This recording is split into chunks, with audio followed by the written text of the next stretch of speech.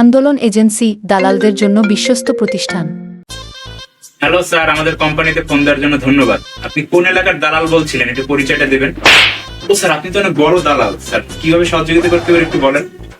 শাহবাগটা দরকার। শাহবাগ তো আসলে সব দালালরাই চায়, কারণ এখন তো দেশে শাহবাগই একটা মেইন পয়েন্ট।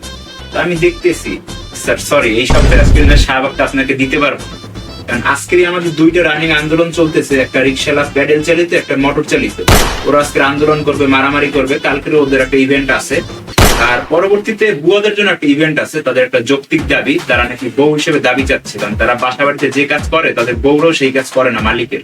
অতএব তারাই আসলে মালিকের বউয়ের দাবিটা চাচ্ছে। এটা যৌক্তিক আন্দোলন।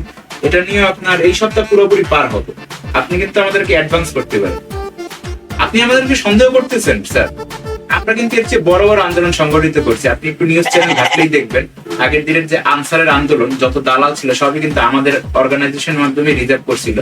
আনসারদের আন্দোলনটা টোটালি আমরা অর্গানাইজ করছি। আর বড় বড় অরাজকতা যত আন্দোলন আছে আমাদের এই আন্দোলন এজেন্সি করে। আপনাদের মতন সবের দালালদের জন্য বিশ্বস্ত একটা প্রতিষ্ঠান।